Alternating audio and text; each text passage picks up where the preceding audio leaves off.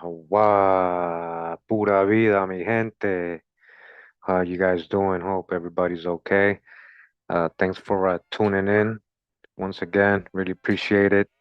All right, just gonna go ahead and wait for a little more people to come through real quick.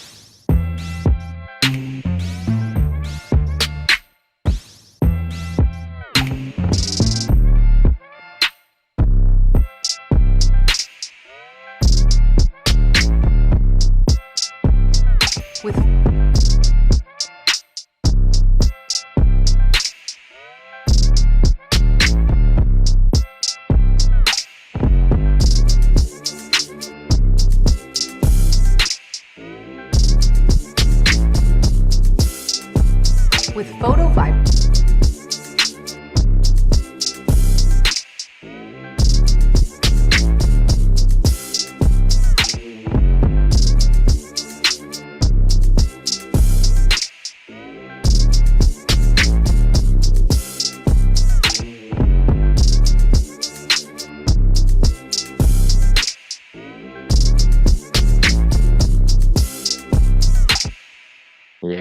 Yeah. Hey, thanks for tuning in once again. Sorry about that. We live. Technical difficulties here, don't worry. Thanks for tuning in, guys. Your patience. Just wanted to make sure people were here, gathered. So let's go ahead and get started. I'm like live. I just came without really too much preparation. I had some links I had open. I just wanted to share with you guys and some previous info. I get a lot of people still trying to debate me and question about Lincoln's appearance and all that, and talk about pictures online and all all that, and yeah, and then I'm just blackwashing and all that. So I wanted to go ahead and read some new stuff and show you that this is endless. Like the more you research LinkedIn, the more you're gonna find. He's hashtag so Swarthy. All right. So real quick, let me just open up some images I got here. First of all, of the ones we know about Lincoln.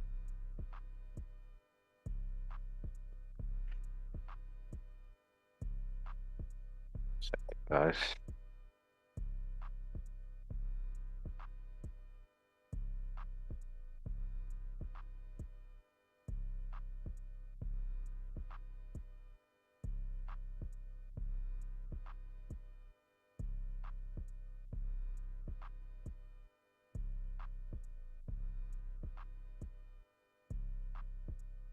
Okay. So everybody knows, the images we get. Of course, we get like whitewashed images of Lincoln.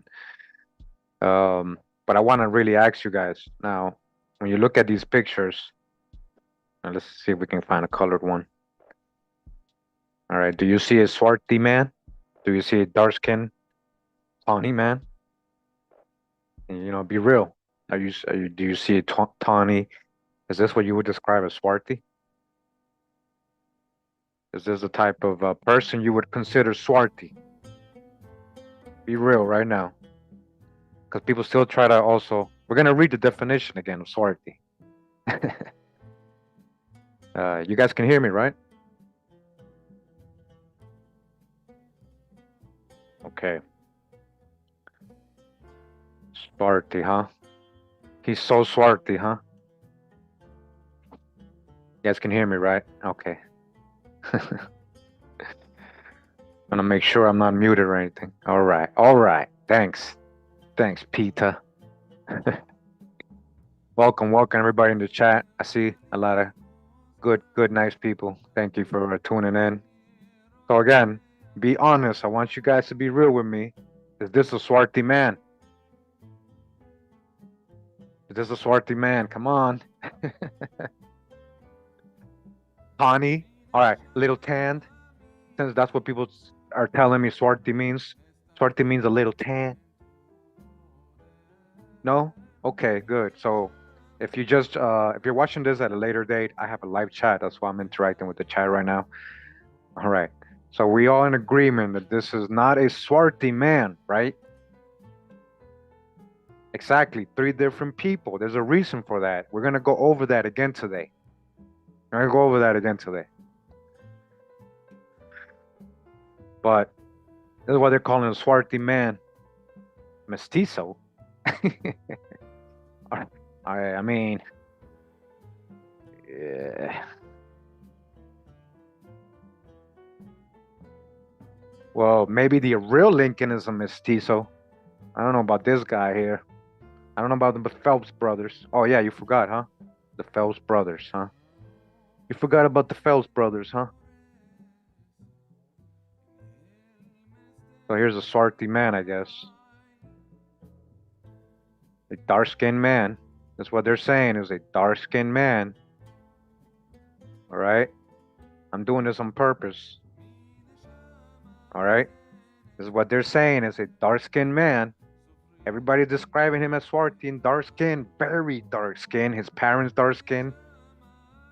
Even Octoroon, I'm going to show you. They're saying that he looks like an Octoroon.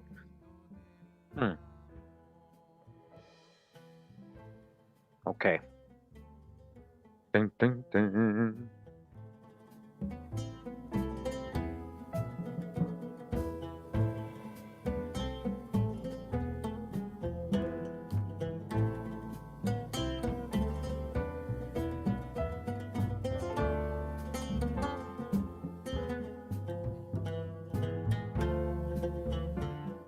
Wow. Okay, okay. Here we go. So continuing, we're in the American Dictionary of the English Language. Okay. From Noah Webster, 1828, the official one, original scan, right here. We're gonna go to the word swarthy. Okay. Since people have a hard time understanding what it really meant in history. It's not just applied to tan people or people with a little tan from the sun. It was also applied to so-called black people, so-called Negroes, okay? And it's even the word today still used for black in Germany and Dutch-speaking countries. Like, come on. So it says here, swart, to make tawny, brown, swarth, an apparition, swarth, swartly, swarthy, duskily, with a tawny hue, swarthiness, tawniness, a dusky or dark complexion, swarthy, being of a dark hue or dusky complexion, tawny. In warm climates, the complexion of men is universally swarthy or black. Swarthy or black. The Moors, Spaniards, and Italians are more swarthier than the French, Germans, and English. I guess it depends what you're talking about, huh? What French? Huguenots? They are Moors. You see what I mean? Let's not forget everything, right? Let's not generalize. There's swarthy hosts would darken all our plains. Says here, definition number 2, black. What is the definition of swarthy? Number 2. So 1 is either being of a dark hue or dusky complexion, and number 2, black.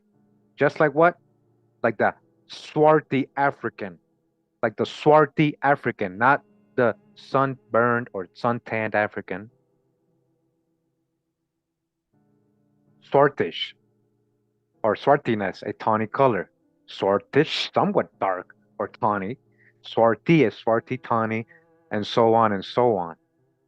Right? We got the word. Just to add here, the word done.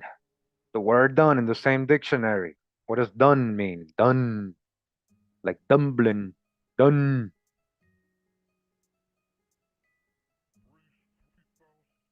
A, a tan, tawny, it says of a dark color, a color partaking of a brown and black, and of a dual brown color, or swarthy. Swarthy is so-called black and can be applied to so-called black people, so-called Negro people.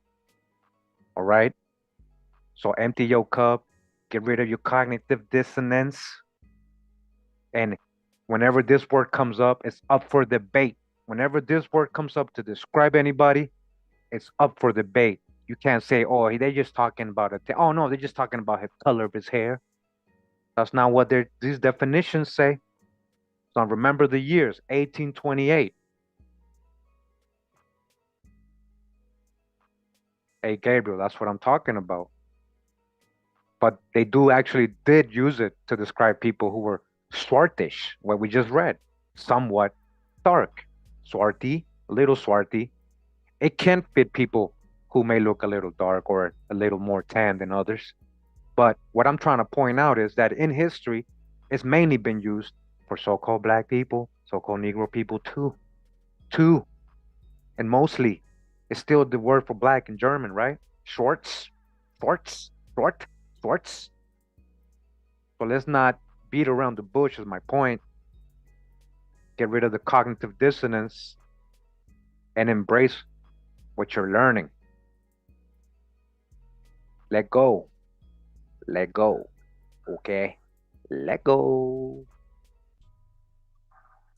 So we're clear with what Swarthy is, right? Are we clear with Swarthy? Yeah. So let's go back to the image. Is this a Swarthy person? According to the definitions we just read.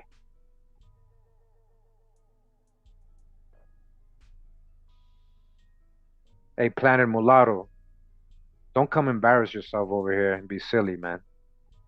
Like you literally are practicing cognitive dissonance live, live for the whole world to see. I just showed the definition. Don't come over here with your cognitive dissonance and your hurt feelings. Yeah, Planet Mulatto. Okay. And yeah, I do whatever video I like. Yeah. And I add receipts for what I say that you're denying, which I just showed. I just showed. He must have just came in, guys. We'll give him the benefit of the doubt. But again, here it is. Here it is for you to see. Black as the swarthy African. Swarthy, being of a hue, dark hue of dusky. Okay? Black, swarthiness, tawny color, somewhat dark, a dusky hue, dusky complexion. And look up every other definition of swarthy in any other dictionary. Just Google it, man. A 3-year-old can do it.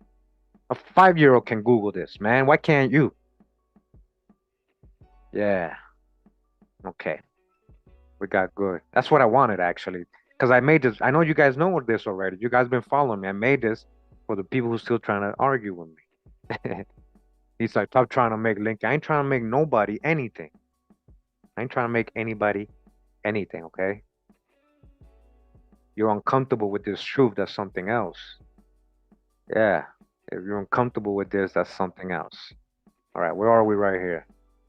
Where are we right here? It says here Abraham Lincoln and Constitutional Government by Bartle A. Ulrich, Part 1, right?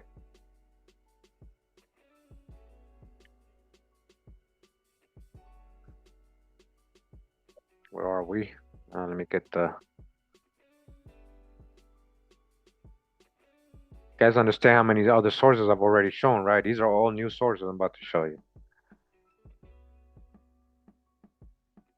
It says Abraham Lincoln proved that human intelligence, when used in alignment with a higher power in the endeavor to do right, dominates men and nations. He proved also, like Shakespeare, that the great universities of his age had no monopoly in intellectual achievements. His intuitive understanding of metaphysics revealed to him the living divinity in his own breast. But I hardly know any better way of describing his personal appearance than by quoting from Carl shorts. There he stood, overtopping by several inches all those surrounding him, although measuring something over 6 feet myself. So even though this guy's tall, he said he was still taller than him. I had, when standing quite near him, to throw my head backward in order to look into his eyes. That swarthy face, so called black, that black face, that dark skinned face of his. We just read the definition. Let's not beat around the bush. With its strong features, its deep furrows, and its benignant and melancholy eyes is now familiar to every American. Wow, the irony, right? There was a time when his swarthy face was familiar to every American, yet not anymore. That's why we got people who are confused. All right, let's move on. We're moving on. This is from the book Abraham Lincoln, a character sketch. These are all like pretty old books. Let me see if we can. Are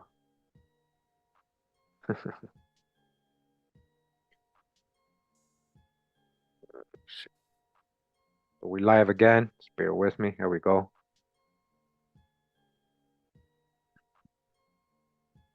So this is in regards to, and we got already some examples of this on my main video, which I probably go over today, right? Um, so again, this is from the book Abraham Lincoln, a character sketch. All right, just in case anybody is doubting. Published 1899. All right, let's go back up. And again, what I was saying is we've shown examples from other sources describing both his parents as dark-skinned people. Not just saying swarthy, but literally dark skin. The word dark skin. It says here it was while learning his trade as a carpenter in the shop of Joseph Hanks, the uncle of Nancy Hanks, remember, that's his mom, that has a bit of melungeon in her, that Thomas Lincoln met and courted the mother of the great president. He was of medium stature, standing 5 feet 10 and 5 feet 10 in his shoes. His complexion was swarthy. His complexion was swarthy, so-called black. His hair dark, his eyes gray, his face full and round, his nose prominent. He was strong and sinewy. He was peace-loving, but brave enough to fight when occasion demanded, as it often did in those rough days in the border state of Kentucky. All right. Talking about Abraham Lincoln's dad. He's so swarthy. Hashtag so swarthy. Okay. Hashtag so swarthy. Next book, The Story of Young Abraham Lincoln. All right. This is from 1915 by Wayne Whipple. Wayne Whipple. All right. Let's see what we say here. Okay. So when they reference Abraham Lincoln, right? It says that tactful wife accomplished it somehow, and Abe started up to school with Nancy. In a light heart, a neighbor described him as he appeared in Crawford's school, as long, wiry, and strong, while his big feet and hands and the length of his legs and arms were out of all proportion to his small trunk and head. His complexion was swarthy, though, all right, so-called black, and his skin shriveled and yellow even then. He wore low shoes, buckskin breeches, linsey, woolsey shirt, and a coonskin cap. The breeches hung close to his legs, but were far from meeting the tops of his shoes, exposing 12 inches of shin bone, sharp, blue, and narrow. Yet said Nat Grisby, he was always in good health, never sick, and had an excellent constitution. All right. S. Lee, you just missed the definition. Okay, S. Lee. American Webster's Dictionary, 1828. I'm gonna read it again, guys. It's silly, I know, guys. I have to go over it like a million times. Like we're elementary school, kindergarten. All right? That's what we have to do, unfortunately, sometimes with some people, right? The cognitive dissonance kicks in so hard. Swarthy, being of a dark hue. Swarthily, being of a dark hue, dusky complexion, tawny, and warm kindness. The complexion of man usually swarthy or black. Swarthy or black.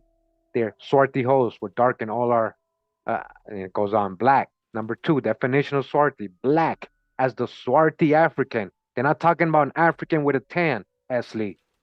So don't come embarrass yourself over here. Try to empty your cup. Try to empty your cup. Swartish, somewhat darker tawny. All right, let's go back.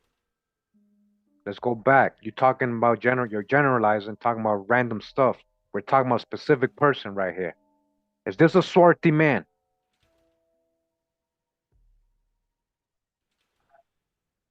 So S. Lee, chill out. You don't know. This you don't know. We're showing the sources.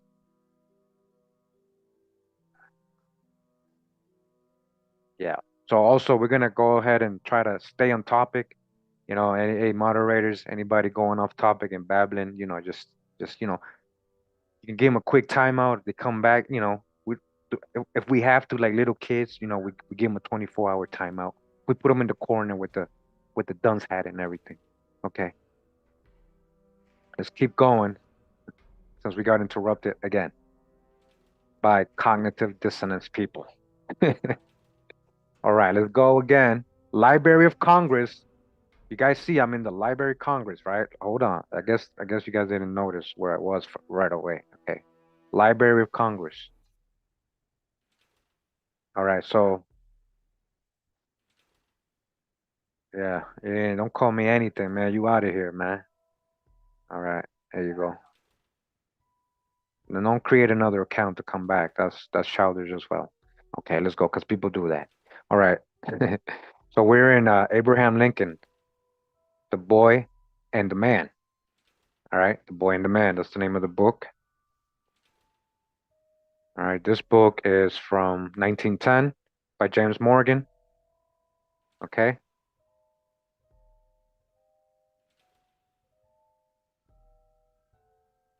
And we live again. We're doing this live. Is the word Swarthy in here? Oh, yes, it is. Lincoln's figure shot up rapidly from his 11th year. All right. Even when he was young, he was already tall and looking looking weird to people. And at 19, he had grown to his full height of 6 feet 4 inches. He was wiry and of rugged health, swarthy in complexion, swarthy, so-called black. Nine here is talking about he's swarthy because he got a sunburn. Nothing like that written here. They're just telling you he's swarthy, so-called black, dark skin, and his face was shriveled, not unlike that of an old man. All right. So many people be out in the sun all the time. Not everybody gets shriveled. Okay. So where are we here? Let's see. Here we are in the book Abraham Lincoln, The True Story of a Great Life. This is from 1892 by William Henry Herndon, Jesse Williams Week, and Alfred Whittle Stern collection of Lincolniana, Library of Congress. Okay.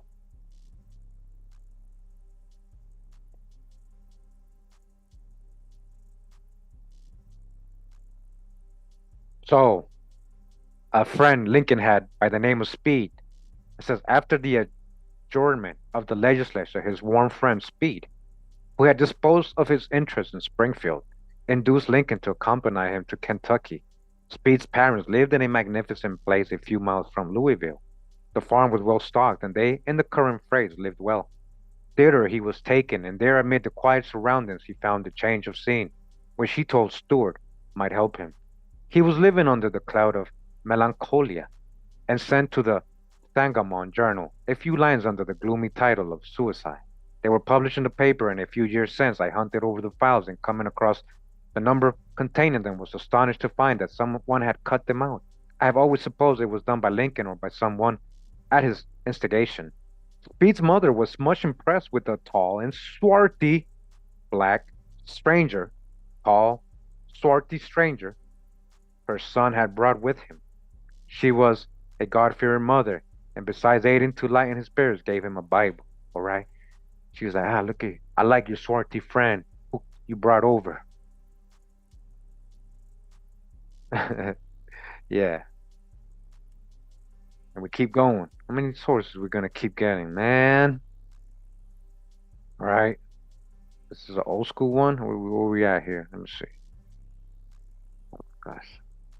Okay, this is the okay, I think we went over this one once, but it's gonna go well with this video. It says the Manitowoc pilot, as you guys see here, from 1894, chronicling America, historic American newspapers, Library of Congress, and this is a real good one right here. All right, real good one. It says reminiscence of Lincoln and ungainliness, his humor, his forbearance for cowards. Says no, he wasn't handsome, and yet there was nothing unpleasant, nothing you wouldn't quickly like. And Lincoln's looks, he was swarthy as an Indian. All right, can I get a hashtag so swarthy? Are you swarthy like an Indian? Okay, let's go back. Let's go back. Hold up, hold up. Let's go back. We gotta go back. All right. Is this a swarthy like an Indian guy right here? Is this a swarthy? Break the spells, man. Empty your cup. Get rid of your cognitive dissonances and your confusions and your confusions. Those swarthy black Indians, yeah, yeah. So-called black, right? Copper-colored tribes of America. And guess what? He was swarthy as an Indian with a shock of wiry jet black hair. Wiry. What is wiry jet black hair? Is that caused by hours in the sun too, Esley? Hey, Esley, is that uh, a cause of him being in the sun so much? The wiry jet black hair, his curly, wiry, coarse. We're gonna see coarse hair, which fell in all directions and defied combs and brushes to the death. His eyebrows carried out the shaggy effect, while his bright, keen eyes were gray. All right. He was swarthy like an Indian with wiry hair, guys.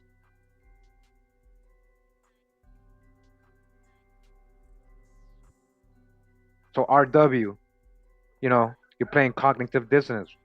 We just showed the definition from the 1828 Webster's Dictionary. All right. Definition number 2 for swarthy, black, like the swarthy African, like the swarthy African. You playing cognitive dissonance is something else, man. Don't come embarrass yourself here on this channel. All right. Yeah. So, yeah, all the trolls coming out today, guys. Be ready. They get big time mad of this. I love it. They get big time mad at this. Why you think I'm doing it again? They get big time mad at this. My definition. He says I wrote this.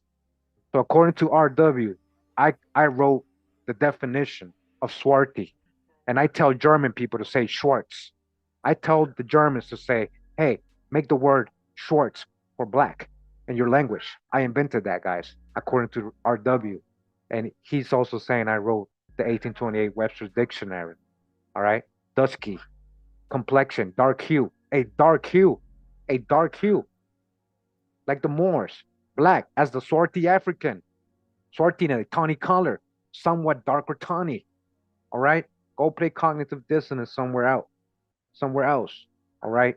I guess, yeah, if you want to give me the credit for writing this dictionary, all right, man. Go ahead then. I guess I did. All right. So again, swarthy like an Indian. So the Indians are supposed to, so what you're saying, the Indians ain't swarthy? Is that what you're saying? The Indians ain't swarthy? He's not ready? Oh, he's not. No, he came here ready to argue, Joseph.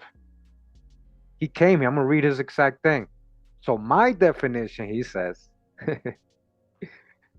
is ambiguous.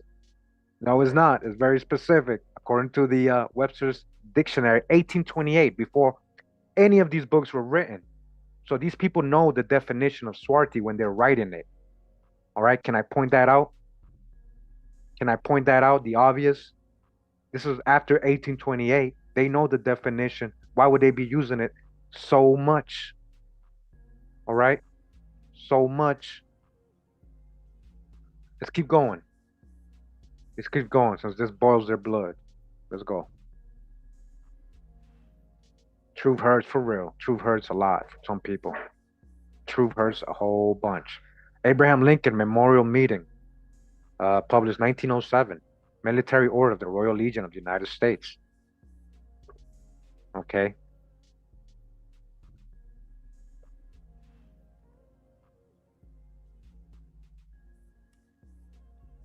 It says here, at first sight, he seemed an unusual and in some sense a disconcerting figure, 6 feet 4 inches in height, loose jointed, long limbed, and with great hands and feet, a narrow neck, large features, a swarthy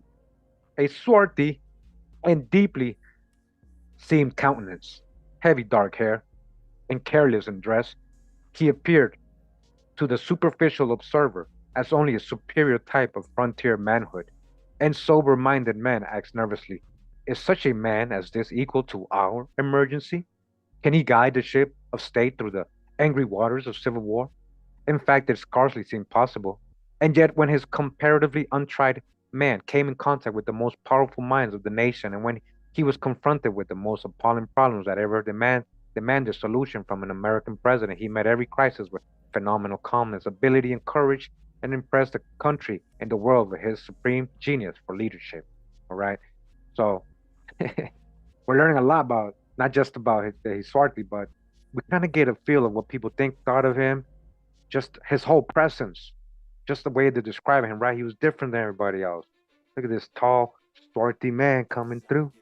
Who is this swarthy man? Tall giant. Yeah, he knew about giants in America. He said it because he was one of them. Yeah, he's pretty tall. He was pretty tall. Yeah. Okay, where are we here? We've got another source. Let's see. It says here, let me just open this.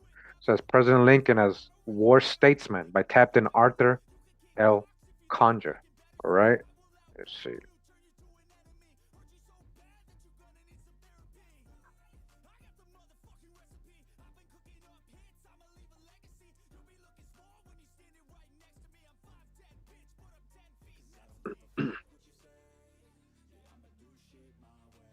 Hmm.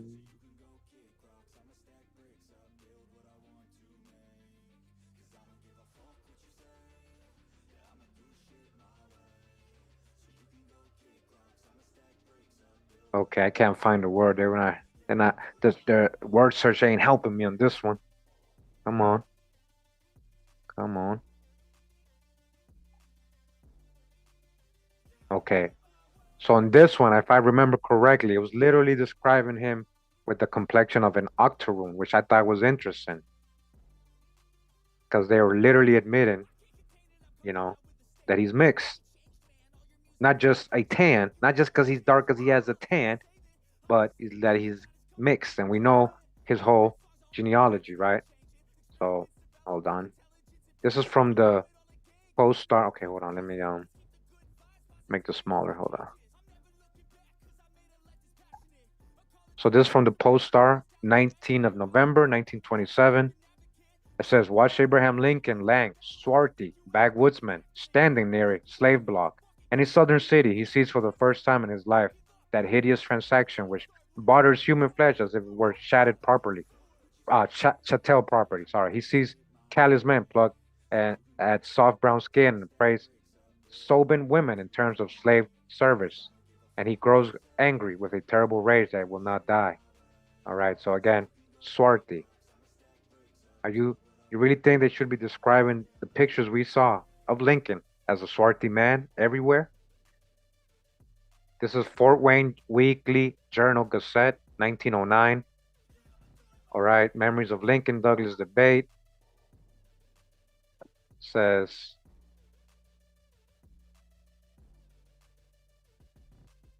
Senator Cullen of that state of Illinois. They're talking about, let me see, Illinois. Yeah, Senator Cullen of Illinois. A man remained in public life at Washington who was intimately acquainted with Abraham Lincoln.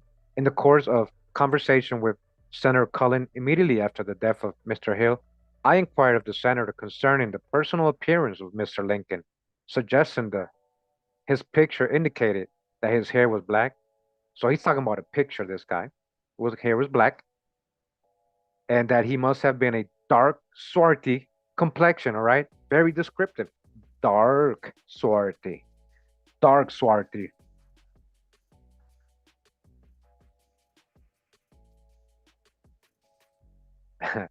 To my surprise, Senator Cullum said that such was not the fact, but on the contrary, according to his recollection, Lincoln's hair was dark brown. So he's arguing the hair color. And his beard of a dark sandy color. Later, I repeated this statement to a party of gentlemen, one of whom adverted that he had once seen Mr. Lincoln. So this guy actually saw him in person, not a picture, and that he was quite sure that his hair and beard were both jet black, all right, and that he was of a dark, swarthy complexion, dark, swarthy complexion, so-called black. We ain't talking about tans, right? Can I get a hashtag so swarthy? Dark swarthy?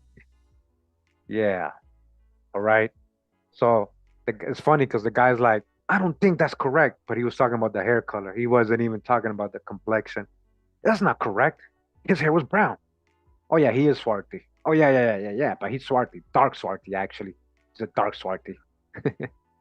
Down here it says Mr. Bunn's letter. Okay, so Mr. Bunn. So they asked somebody else. So he's asking somebody. He really wants to know. Yeah, that's what I was reading on this. So he's asking somebody else. Mr. Bunn's letter is as follows. So he asked Mr. Bunn, "Is it true? What do you think?" All right. So it says, "Dear Senator, your favor of the 13th institution received in contest noted Dr. Jane and I think Lincoln's hair was dark brown and that his complexion was dark, but not swarthy. You must remember that Mr. Lincoln had just started his whiskers and he left for Washington. Okay? It's dark, swarthy, dark. Let's go back to the picture, guys. Go back to the picture. Is this person the person you should describe as dark and swarthy? Dark and swarthy. Huh? Dark and swarthy. Dark and swarthy. Dark and swarthy. You guys know this ain't the real Lincoln, right? Are we gonna go over that again? Or should we? I mean, we've already shown the proof. These are fake pictures. This is not Lincoln. These are the Phelps brothers. Do your research. How can this guy be, how can this guy in this picture and this drawing composite from the Phelps brothers be dark of complexion? Come on now. It's like we don't got common sense or logic. It's like we're really blind. We got a veil over our eyes. Come on, remove that veil. Get rid of your cognitive dissonance. Call it whatever you want to call it, Mandela effect or whatever, but it's real. These sources are real. We're going to continue. Chicago Tribune, February 7, 1909. All right, let's see what we're saying here.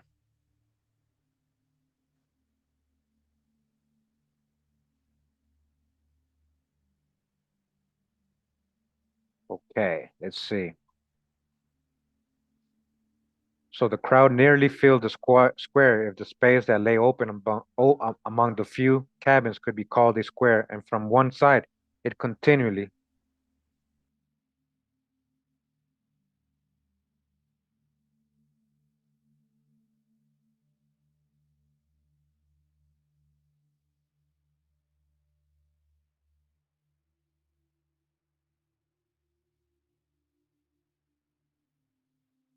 My fault, guys. I had to pause it real quick. There, come back.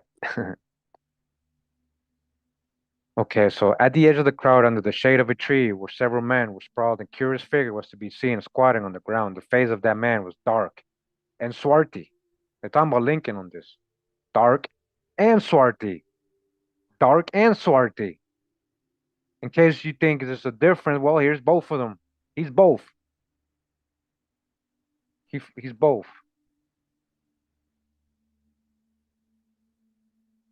Yeah, wicked world. Look at you. You're childish, man. You're out of here. They so mad, guys. Guys, they're so mad. I love it, man. They're so mad. Oh, they hero. Oh, they hero. Oh, the hero is dark and swarthy. The hero is so dark and swarthy. Yeah. I think there's another reference in here. Hey, much love, James. Appreciate it, brother. Big bro. They mad, James. James, they big time mad because their hero is swarthy and dark. They trolling hard, man. They trolling hard, man. They just talking about Lincoln here. All right. Here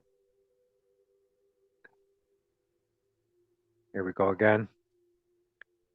Then the young man who had been squatting at his hunches under the tree slowly and awkwardly rose, slowly drew himself up to full height, revealing a sinewy figure that towered 4 inches above the 6 footers in the crowd. All right. He's so tall, even bigger than all the 6 footers. All right. He strode forward, his swarthy face growing sterner with each long stride he took, and flung himself into the mass of fighting and scuffling men. He stretched out a long arm. He's so long, right? He's just like, move out the way, everybody. That's Lincoln. Big, long, swarthy man coming through. Yeah.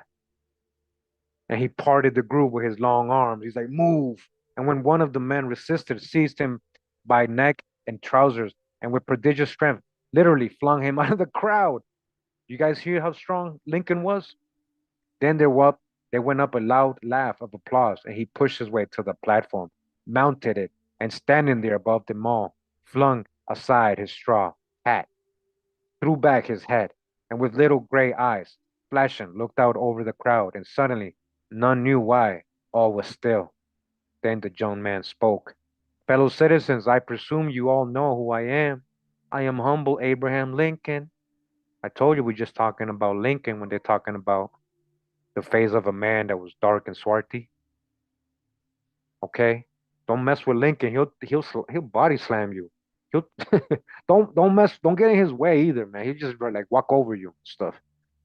Yeah, Lincoln don't play. All right, the Journal Times.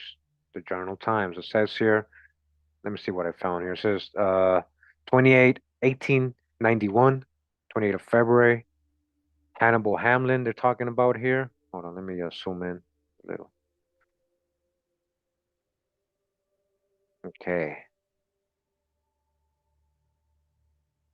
Lincoln's birthday, whose purpose is to be a search in American. Okay, hold on.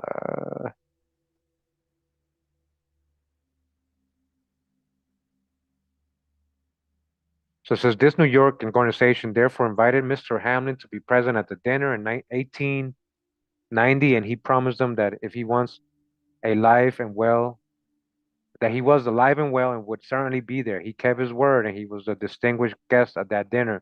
When the feast was ended and the oration was been delivered, the officers of the club invited Mr. Hamlin to be present again. The celebration. Okay, okay. So let me see. Let me get to the part where I read.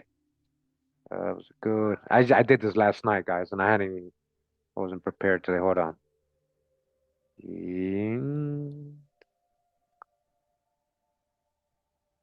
Okay, so this,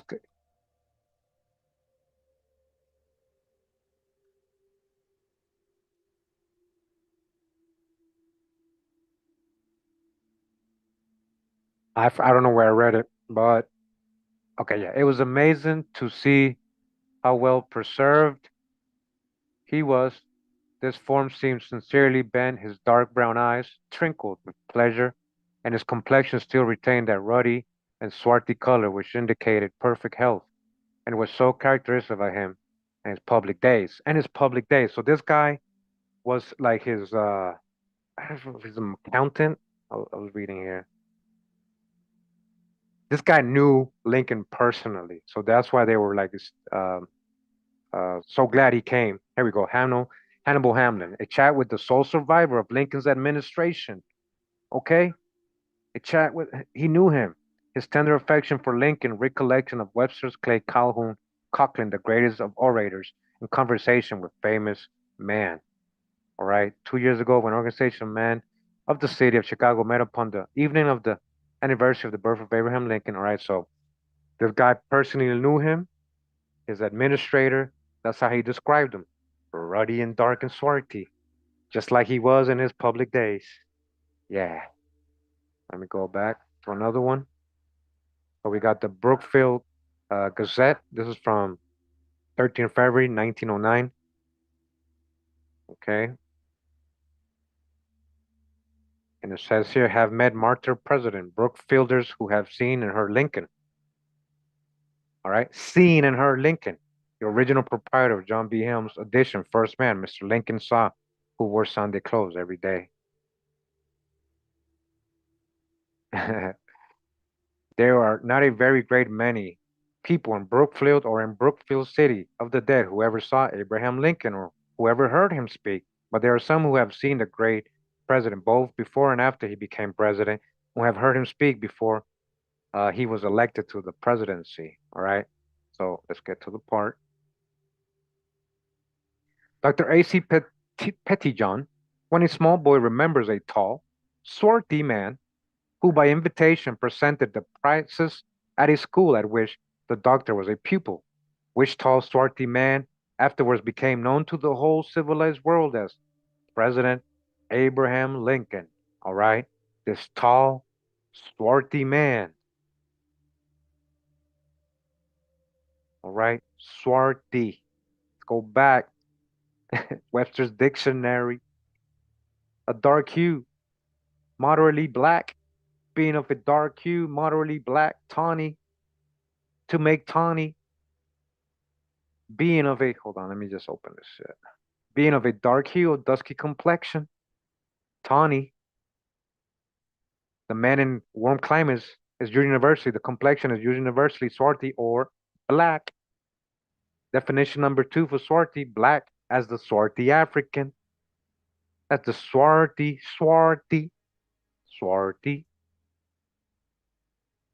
All right. That's the definition back then. What is it today? What is the definition today? Having a dark complexion or color, being of a dark hue or complexion.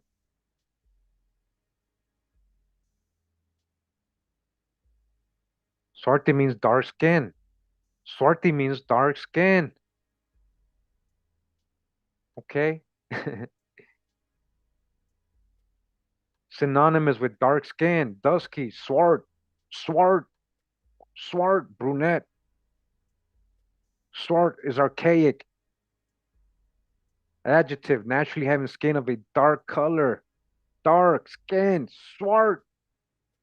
How many times do I gotta show you?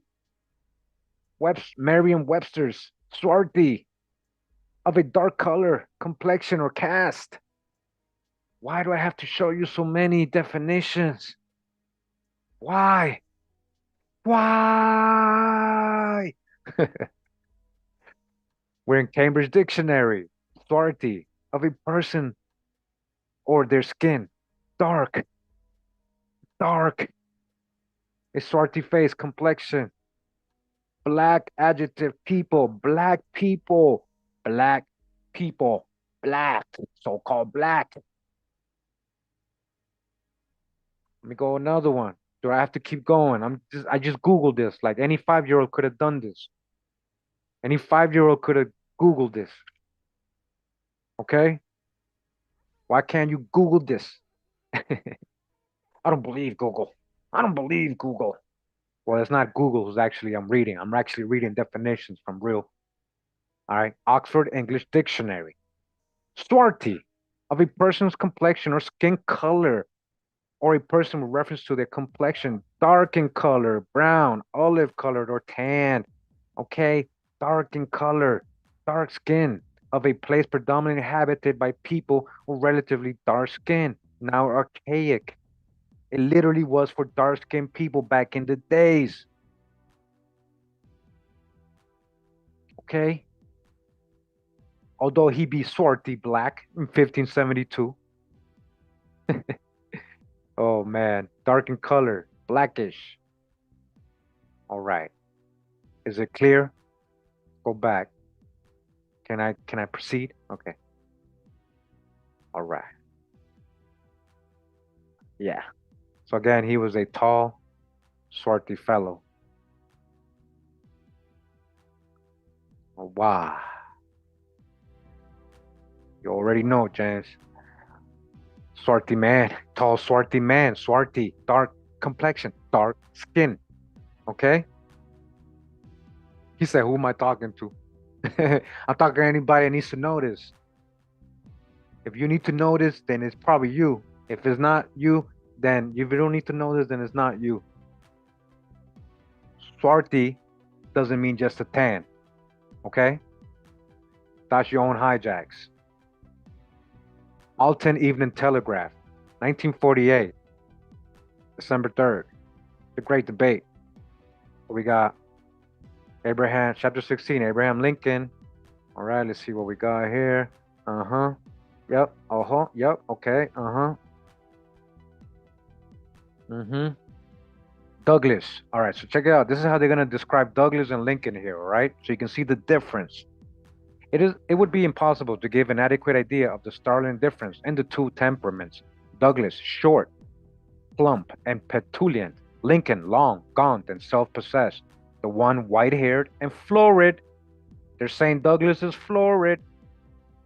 Guys, that's literally like a way they were describing a lot of the times pale skin back in those times. Florid, and the other black-haired and swarthy. Lincoln is swarthy while Douglas was florid.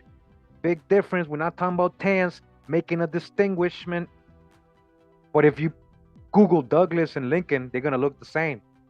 If you Google right now Douglas and Lincoln, they're gonna make them look the same. They're gonna make them look the same. All right. Florid, like when people get red and stuff, like complexion kind of. Yeah. Okay. Just want to show you distinguishment, right? Distinguishment. Right. 1 second. Mhm.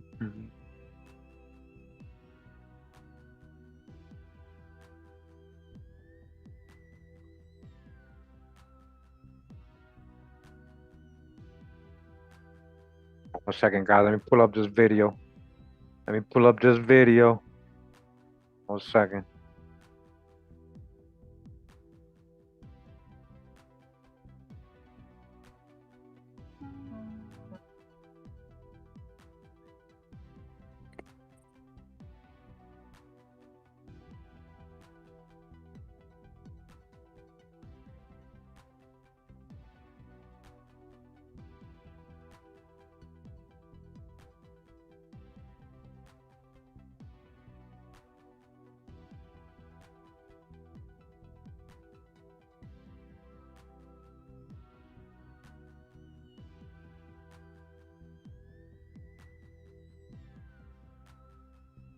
I think people forgot this one.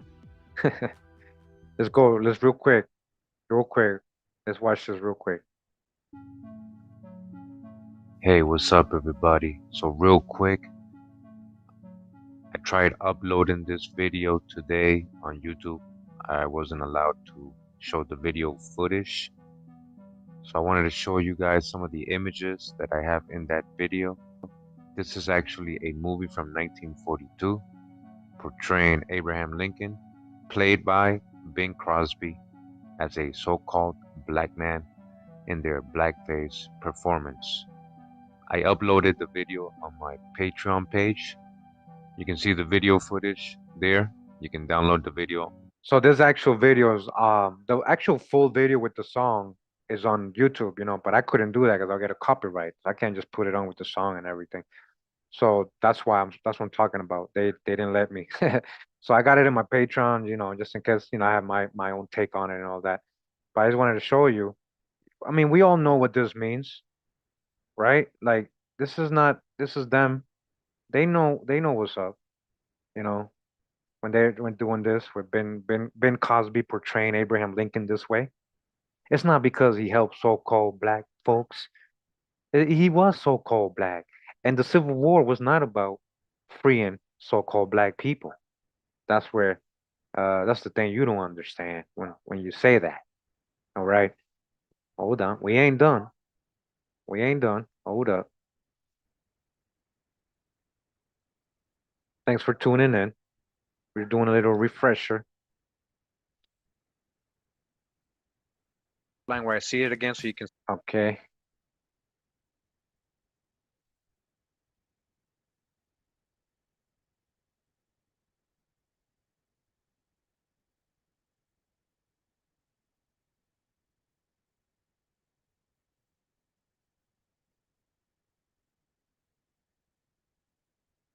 Hold on, guys.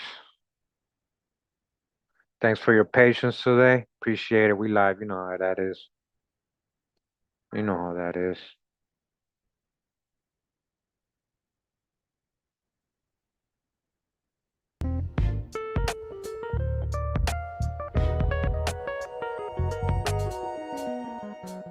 Real quick, we're gonna get into his dad a little bit, Thomas Lincoln. Book is Life of Abraham Lincoln, being a biography of his life from his birth to his assassination, also a record of his ancestors, and a collection of anecdotes attributed to Lincoln. He is the gentlest memory of our nation, it says here, by Clifton M. Nichols, and this is from 1899. A most remarkable and almost inexplicable fact is that, now listen to this, we're getting to, this is Abraham Lincoln's father, all right? We're going to get a clear description of his father. Now it says here, the most remarkable and almost inexplicable fact is that to Thomas Lincoln was reserved the honor of an illustrious paternity. Thomas was about 5 feet 10 inches in height, weighed about 200 pounds, had dark brown eyes, dark skin, and black hair. Thomas Lincoln, again, Abraham Lincoln's dad, dark skin, and black hair.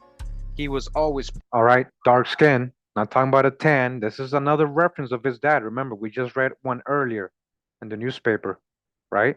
Or in that book saying he was swarthy. Now they're saying he's dark skinned here. This is his dad, right? Poor and indolent. He was a man of great strength but slow of movement. All right, so again, Abraham Lincoln's dad described as dark skin in this book. It says here, Nancy Hanks was a beautiful girl of pleasant manners and keen intellect. She was slender and symmetrical, above the ordinary height and stature, and had the appearance of one inclined to consumption. She was a brunette. All right, so she was a brunette. What does that mean? With dark hair. All right, so I know brunette, people usually use it for hair color, right? I know that, right? And I'm Kurimeo, but that means hair color. But they're already saying her hair is dark. Why would they say she is a brown hair with dark hair? Why would they say it again? She has dark hair with dark hair. We go to Merriam-Webster's dictionary, right? And it says brunette. Brunette. What does it say? Of a dark brown color. Brunette hair, for example. Having brunette hair. Also having brunette hair. It doesn't just mean brunette hair. It also means a dark brown color. Brunette. A dark brown color. His mom, again, she was a what? A dark brown color with dark hair, soft hazel eyes, and it had a high intellectual looking forehead. All right, on page 218 of this same book, and it says that right here is the Abraham Lincoln's autobiography. Now it says here the following autobiography was written by Mr. Lincoln's own hand at the request of J.W. Fell of Springfield, Illinois, December 20th, 1859. In the note which accompanied it, the writer says, now he says right here again, and it's in this book too, it says, if any personal description of me is thought desirable, it may be said, I am in height 6 feet 4 inches, nearly lean in flesh, weighing on average 180 pounds, dark complexion. He's saying himself, dark complexion, dark complexion. What are you gonna say? Hey, Kurimeo, that means pale. Also, dark means pale too. Dark complexion is dark complexion. I don't care what anybody says. They want to show us white images of Abraham Lincoln. You want to say, oh no, he just meant he was a little dark because he's Semitic, or because he might be a little mixed, or because he's whatever they want to try to say. Dark complexion is dark complexion. It's not pale, right? With coarse black hair, dark complexion. That's himself describing himself as that. All right. Another source saying the same thing. All right, we got another source here. This book is called The Everyday Life of Abraham Lincoln, a biography of the great American president from an entirely new standpoint with fresh and invaluable material. Lincoln's life and character portrayed by those who knew him, okay? The primary sources. And it goes on and on. This was written in 1887 by Francis F. Brown. And there's a section here with Lincoln's autobiography, which we are going to read a lot today. It says here, if any personal description of me is thought desirable, it may be said I am in height 6 feet 4 inches, nearly lean in flesh, weighing on average 180 pounds, dark complexion, with coarse black hair and gray eyes, no other marks or brands recollected. Yours very truly, A. Lincoln. Again, dark complexion, coarse black hair. All right, Lincoln himself letting you know. On page 42 of this book, you have here Lincoln's parents. The father was a rough, illiterate, and thriftless man with peaceful, brave, social, and kindly disposition. He was of short and compact frame, with a dark, coarse hair, gray eyes, brown complexion, and brawny strength, which Abraham inherited. All right, we're going to read how strong Abraham is. Again, his dad is brown complexioned with dark coarse hair. Another source is that it's also a so-called black man. The mother was cast in a finer mold, and according to trustworthy accounts, was a woman whose gentle instincts and lovely virtues would have adorned any station. She is said to have been beautiful in her youth, with a face of the brunette type. Her face is brunette, meaning brown, with a dark hair.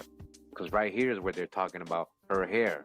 But right here, they're talking about her face, again, brunette, brown, with dark hair, regular features, and soft, sparkling hazel eyes. All right, that's a description of his parents, people of color. On page 64 of this book says, Abe was now in his 15th year and began to exhibit symptoms of gallantry toward the weaker sex. He was growing at a tremendous rate, and 2 years later attained his full height of 6 feet 4 inches. He was long, wiry, and strong, while his big feet and hands and the length of his legs and arms were out of all proportion to his small trunk and head. His complexion was very swarthy, all right, very dark skin, very so-called black, very swarthy.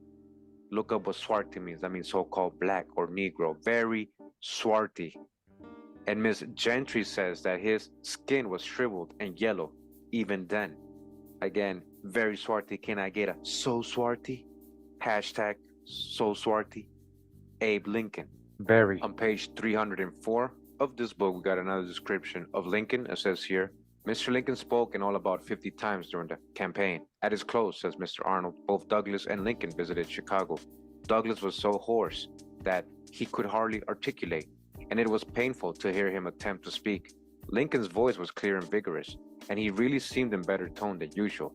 His dark complexion was bronzed by the prairie suns and winds. His eye was clear, his step firm, and he looked like a trained athlete, ready to enter rather than one who had closed the conflict. All right, again, his dark complexion. And page 736 of this book says here, a tribute by John G. Nicolay. Says here, President Lincoln was of unusual stature, 6 feet 4 inches, and of a spare but muscular build. He had been in youth remarkably strong and skillful in the athletic games of the frontier, where, however, his popularity and recognized impartiality oftener made him an umpire than a champion. He had regular and prepossessing features, dark complexion, again, dark complexion, broad, high forehead, prominent cheekbones, gray, deep-set eyes, and bushy, black hair, again, bushy, black hair, again, bushy, dark complexion, and bushy, black hair, turning to gray at the time of his death. Can we get a more clear description? dark complexion, bushy, black hair.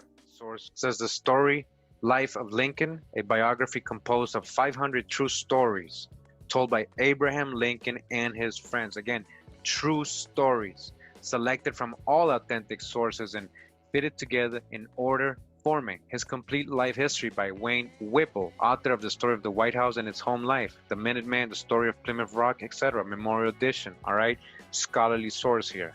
And this book is from 1908. All right, so we're on page 19 of this book, and right here it talks about Nancy Hanks. Again, that's his mom. It says Lincoln's mother. It says at the time of her marriage to Thomas Lincoln, Nancy was in her 23rd year. She was above the ordinary height and stature, weighed about 130 pounds, was slender built, and had much the appearance of one inclined to consumption. Her skin was dark. Again, dark. Her dark brown eyes, gray and small. Remember, they called her brunette, dark brown, and right here they calling her, saying her skin was dark. So brunette and dark brown, brunette, dark brown, dark. All right, what are we talking about? Couple colored tribes of America. What are we talking about? Aboriginal here. Eyes gray and small, forehead prominent, face sharp and angular with a marked expression of melancholy which fixed itself in the memory of everyone who ever saw or knew her. All right, so again, Nancy, his mom, dark skin. We got her already as brunette, dark brown, which means dark brown. All right, that's two sources already. I'm on page 273 of the same book. And down here it says, almost from his opening words, the speaker assumed an air of superiority, stating his facts in convincingly authoritative tone and belittling his adversary's political pretensions, and generally treating him with such marked condescension that many of Lincoln's friends, watching his dark, homely, careworn face, all right, his dark face, his dark complexion, homely, careworn face, began to fear that he had displayed more courage than wisdom in courting comparison with so brilliant a rival. All right, they're describing him as a dark-faced man, dark face. All right, we're not done, and we're on page 331 of this same book.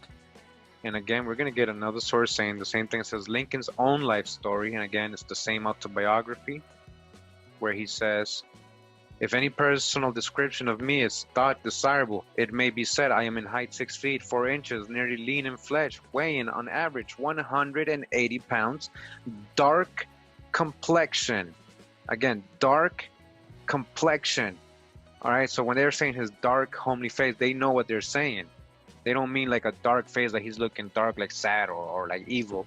No, he's dark complexion with coarse black hair and gray eyes. That's from his own words. Yours very truly, A. Lincoln. J. W. Fell Esquire, Recollections of Abraham Lincoln, Ward and Lamon, page 9. We're on page 573 of the same book. All right, and down here it says, is this bloody war ever to end? It says, the morning after the bloody battle of the Wilderness, I saw him walk up and down the executive chamber, his long arms behind his back, his dark features, again, his dark features contracted still more with gloom. As he looked up, I thought his face the saddest one I ever had seen, he exclaimed. All right, so they're talking about Lincoln here, dark features. We'll continue page 579 in the same book. 579, it says the president in the streets of the Capitol. And it says right here, I see very plainly Abraham Lincoln's dark brown face with the deep cut lines. The eyes always look to me with a deep Latin sadness in the expression. Again, Abraham Lincoln, dark brown face, dark brown face. Who is dark brown? Dark brown face again. Look at this image. I'm telling you right now, people. Does this look like a dark brown face to you? Is this a dark complexion face to you? Is this dark features? Dark brown. All right, same book, page 618, chapter 23. Says the end of the war after the inaugural ceremonies. Says here he was in his plain two-horse barouche and looked very much worn and tired. The lines indeed of vast responsibilities, intricate questions, and demands of life and death cut deeper than even upon his dark brown face. Again, his dark brown face, yet all the old goodness and tenderness, sadness and canny shrewdness underneath the furrows. All right, so this is says here from Specimen Days, Walt Whitman. So Walt Whitman actually wrote this a lot. The last reference of him being dark brown is from Walt Whitman as well. Who's our first black president? Well, Barack? Get off the chair. Who's our first black president? Who's our George first black Washington. Abraham Lincoln. Abraham Lincoln. Oh, Abraham Lincoln was a Melungeon. wow. Part black, part white, and part Cherokee Indian. Wow. You didn't know that, did you? He was a superhuman human being because he was a Melungeon. M-E-L-U-N-G-E-O-n.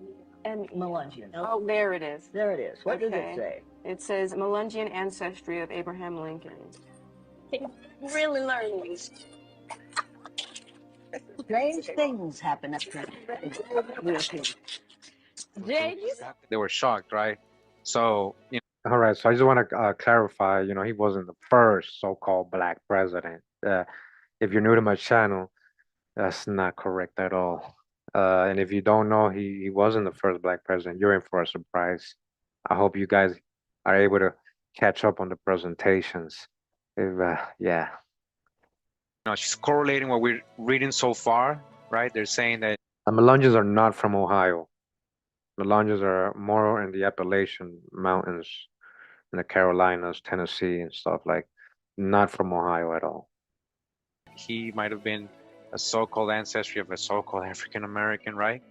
That he might have been a person of color because he was a Melungeon, right? So what is a Melungeon? We know these are a tribal group of different people who mix, like Europeans with indigenous people, a lot of runaway supposed slaves. We all know these are indentured servants. A lot of these are Europeans, both white and black, and Indians, Aboriginal people who mix with, they're all mixed and became the Melungeons. All right, so we're in this book, The Melungeons, The Last Lost Tribe in America by Elizabeth Caldwell Hirschman. And in page 89 of this book, it says Abraham Lincoln, that Abraham Lincoln was of Melungeon descent, was first suggested to my knowledge by Brent Kennedy. Kennedy comments that Lincoln's mother, Nancy Hanks, was in all likelihood of Melungeon heritage.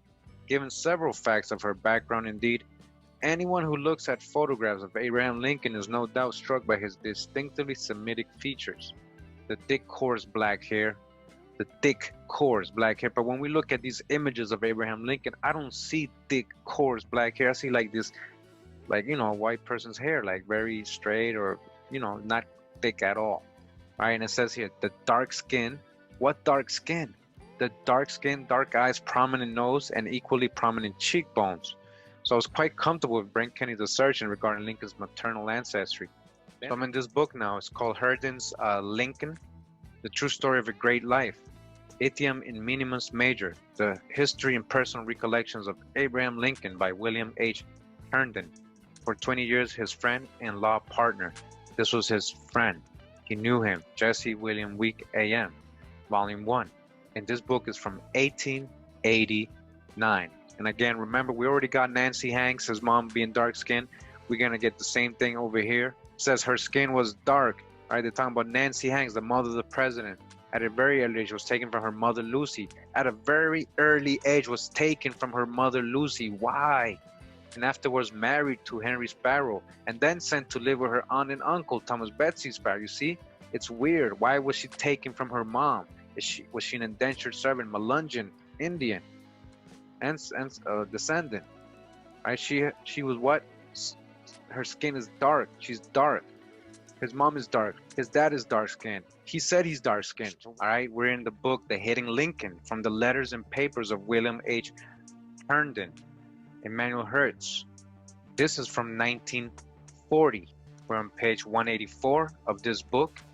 And it says there's a letter here from June 24th, 1887. Mr. Bartlett, my dear sir, right? They're writing to that person.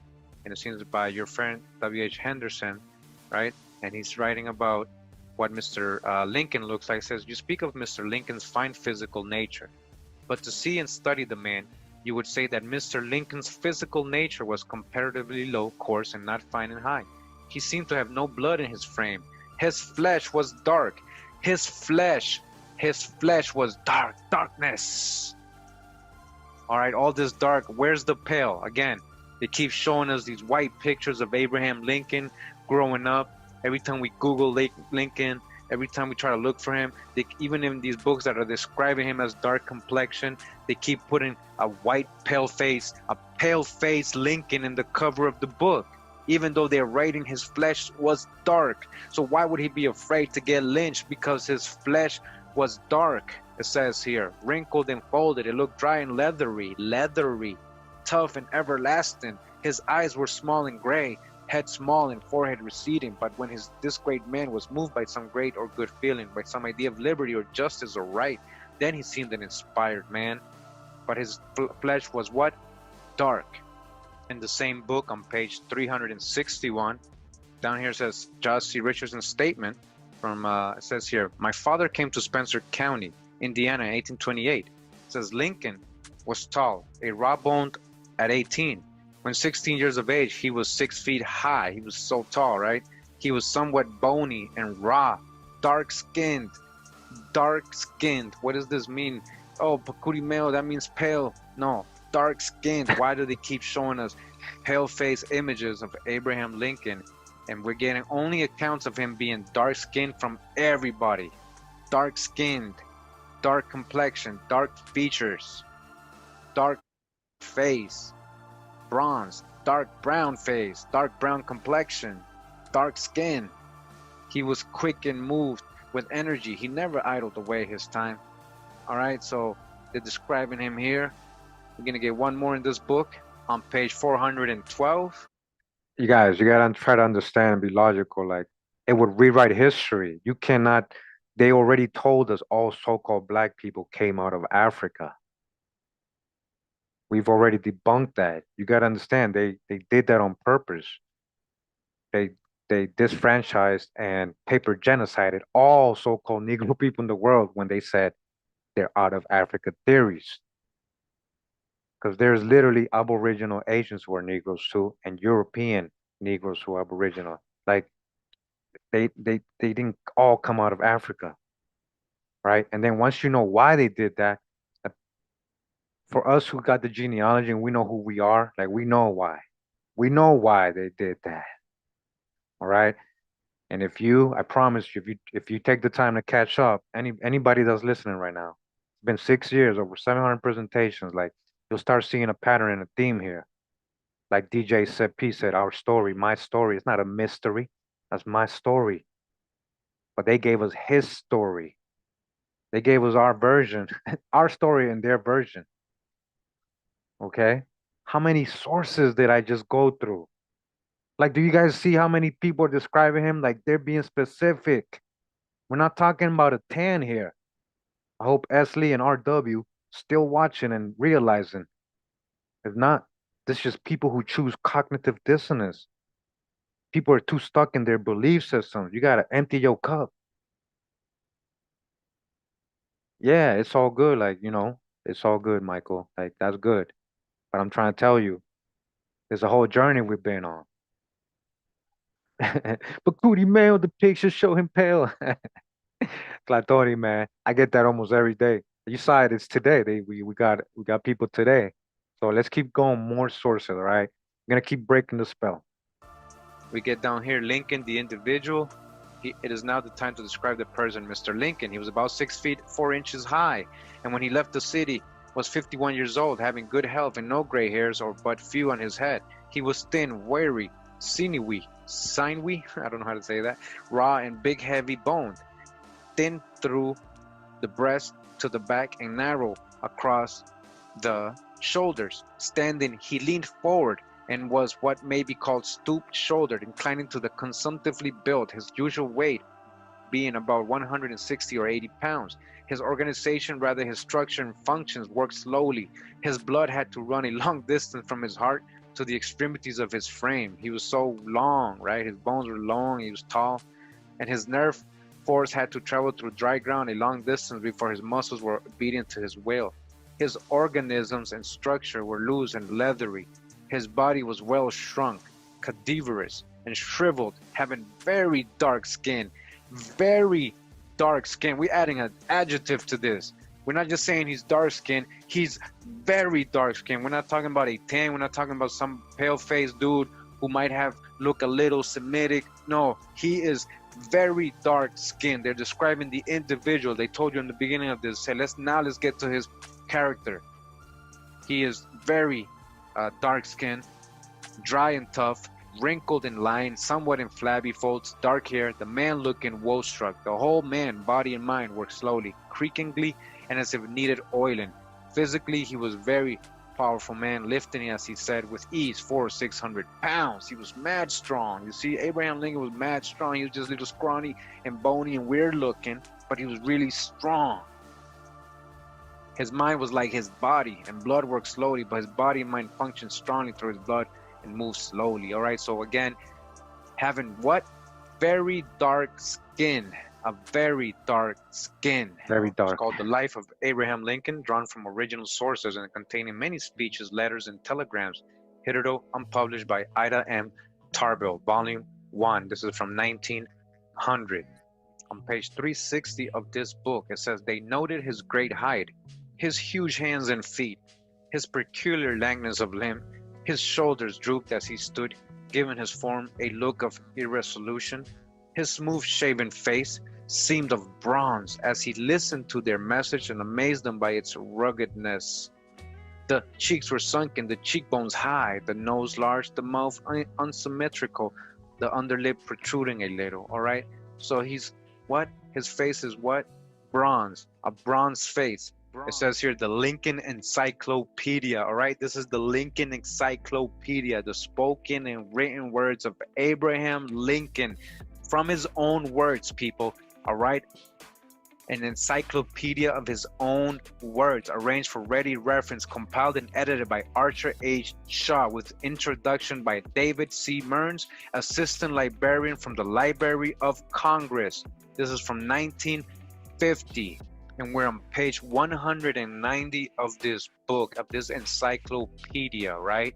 All right, so we're zoomed in to page 190, and it says here the personal description of Abraham Lincoln, his own personal descriptions, right? We're in encyclopedia, Library of Congress. Pay attention, people. It says, perhaps you have forgotten me. Don't you remember a long black fellow who rode on horseback with you from Tremont to Springfield nearly 10 years ago, swimming our horses over the Machina on the trip? Well, I am that same old fellow. All right, so that was Abraham Lincoln writing to somebody, to Josephus Hewitt on February 13th, 1848, saying, do you remember, man? I'm the black dude. I'm the black fellow. Got another one here. Again, we have this already. Just want to verify. We got it from a different source and a verifiable source, right? It says, if any personal description of me is thought desirable, it may be said that I am in height 6 feet 4 inches, nearly lean in flesh, weighing an average 180 pounds, dark complexion. All right, again, dark complexion with coarse black hair and dark eyes. No other marks or brands recollected. Remember what that meant? That meant he was making fun that he used to be a slave and he ran away. He did it like an ad. All right, so now we finally get to this. I just wanted to show you all the different references. Now we're going to get the actual original autobiography of Abraham Lincoln. And again, they're going to put a pale-faced guy here. All right, but let me just zoom in so you can see. This is issued by the Americanization Department, Veterans of Foreign Wars of the United States, reproduced with the permission of the heirs and descendants of Jesse W. Fell. All right, and again, this is the autobiography of Abraham Lincoln. I was born February 12, 1809. This is a collection of the Lincoln Financial Foundation collection, and this is very hard to read. All right, but I've already read it to you. This is the same one that we kept seeing where he's describing himself as dark complexion. So I just wanted you to see that this is real. This is right here.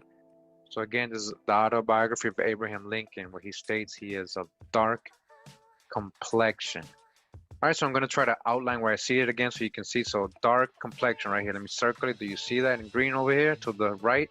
Dark complexion, right? That's what these are the two things right here. See the two things I'm circling? Dark complexion.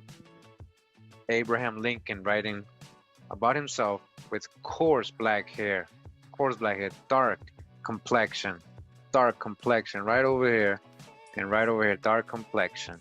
Authorized or notarized by David Davis. And who was David Davis?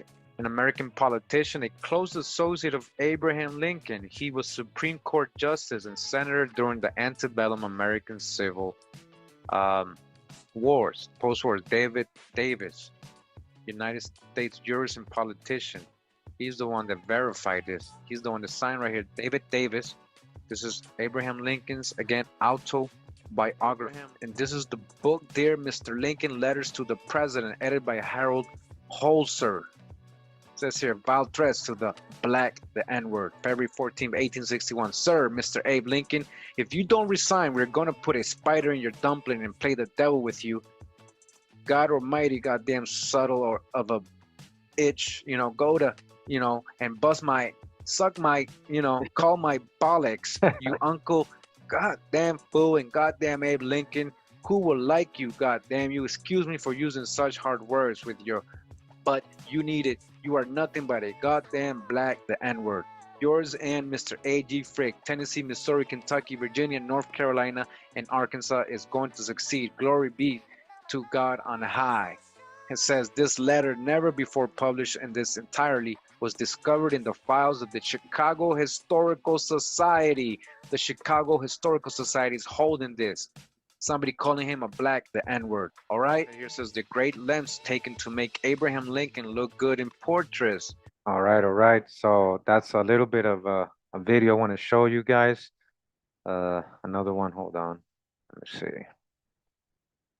But I mean, how many sources do I gotta go through for real? Like, I mean, we went through so many sources already. Let me see. We can get a little bit. We can get a little bit of here. Okay. Get a little bit of this video. All right.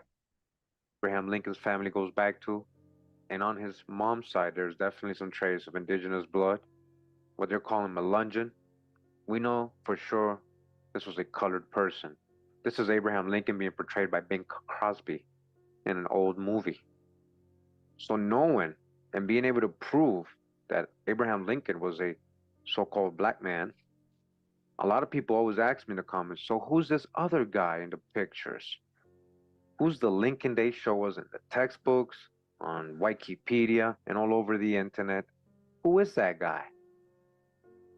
Who is this guy they're always showing us? Right, guys? He don't look swarthy to me or dark skin at all. How would you mistake this person for being very dark complexion? Because that's how he was described. Very, very dark complexioned. Does this look like a very dark complexioned man to you? All right, so just hold that thought right there. Let's get into the video. All right, so we're in the website atlasobscura.com. We've read this before. I want to read it again today, guys. It says here, the great lengths taken to make Abraham Lincoln look good in portraits. One famous image of the president features a body that isn't his. How about the face? This is by Michael Waters. And real quick, they have an image right here. It says print of Lincoln versus print of Calhoun engraven. All right, we're going to get a close-up of this. You guys see? It's the exact same thing. This is the original one right here on the right, and this is the fake one on the left. That was never Lincoln. They just used the decoy. I'm going to explain what I mean by that. You guys will see by the end of the video. All right, check out the checkered floor, the Freemasonic symbolism. Abraham Lincoln had a problem during his 1860 campaign as a Republican candidate for the American presidency and an era after the birth of the photograph, but before its widespread dissemination in the media, before everybody had it. Not everybody had a camera. Many of the country's citizens could only guess at what he looked like. Do you hear that? Very important. Many of the country's citizens didn't even know what Abraham looked like. So they could easily be fooled with any picture they make of him, right? If they didn't know what he looked like. Come on. Rumors of his ugliness proliferated. The North Carolina newspaper, the Newborn Weekly Progress, wrote that Lincoln was coarse vulgar, and uneducated, while the Houston Telegraph opined that he was the leanest, lankiest, most ungainly mass of legs, arms, and hatchet face ever strung upon a single frame. He has most unwarrantably abused the privilege which all politicians have of being ugly. Though the rumors of Lincoln's ugliness stayed mostly within Democratic circles, Lincoln was not anxious to let the idea spread, so he turned to Matthew Brady, a well-known photographer with a studio on Pennsylvania Avenue. In many ways, Brady was perfect, though Brady himself had bad vision and did not take many of his own photos. He conceptualized images. All right, we're talking about early Photoshopping here, guys. Arranged the sitters and oversaw the production of pictures.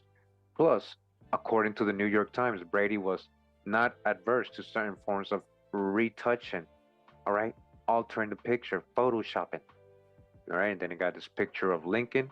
Weird Lincoln looking here. We'll see. Is this really Lincoln? Who is this? We'll see. So it says supposedly this is a Lincoln Copper Union photo, 1860. Watch what it's gonna say about this photo, guys. You think this is a real photo? In February 1860, just before Lincoln gave the Copper Union address that would help secure him the Republican presidential nomination, Brady had Lincoln pose for what would soon become one of the first widely disseminated photographs of the future president. The background is bare. Lincoln places his hand on two books, his eyes on the viewer. Behind him is a column and a neutrally colored wall. But to quash once and for all the rumors of Lincoln's ugliness, Brady added some special effects. He focused excessively amounts of light on Lincoln's face in order to distract from his gangly frame. He had the future president curl up his fingers so that their remarkable length would go unnoticed. Brady even artificially enlarged Lincoln's collar so that his neck would look more proportional. Soon after it was taken, the Brady photo was plastered across American newspapers, including Harper's Weekly, and featured on numerous postcards. All right, so famous drawn on Harper's Weekly. Again, it's a fake picture. In some reproductions, artists tinkered further with Brady's creation. Apparently, subsequent versions of this famous portrait also show that artists smoothed Lincoln's hair and subtly refined his features. Though this kind of tinkering is familiar today with public figures enduring intense pressure to look their best at all times, it was quite new in 1860. Regardless, the photo received such a rapturous reception that Lincoln later said, Brady and the Copper Institute made me President. Brady with his photoshopping. Very subliminal right here, what he's saying. He made me a president. He made the lie real. After his election, Lincoln kept returning to Brady for portraits. In all, Brady produced more than 30, possibly all fake, including the images that are now memorialized on the penny and the $5 bill. So Brady did those. The guy who photoshopped stuff, right?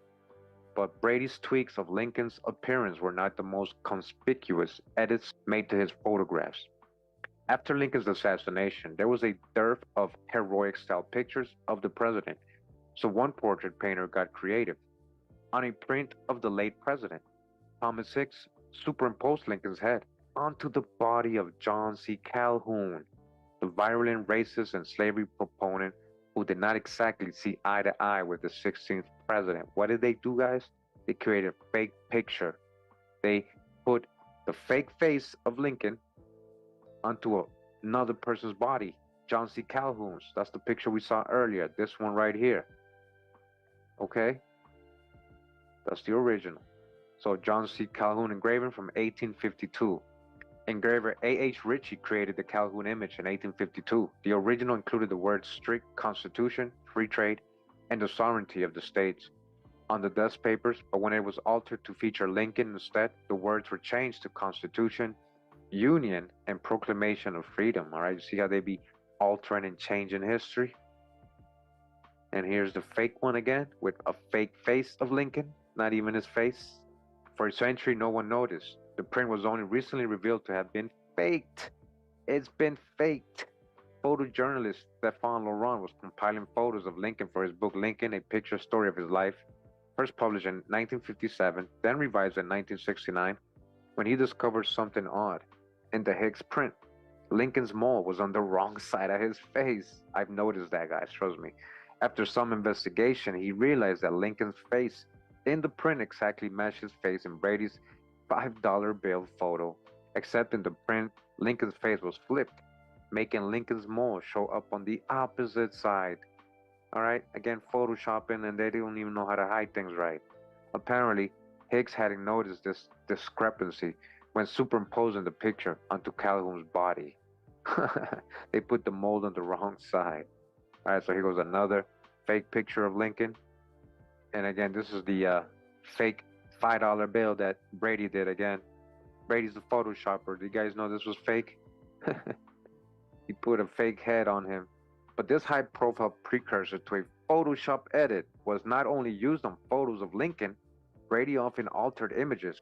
For a group photo of General William Sherman's staff, he edited in a member who couldn't attend.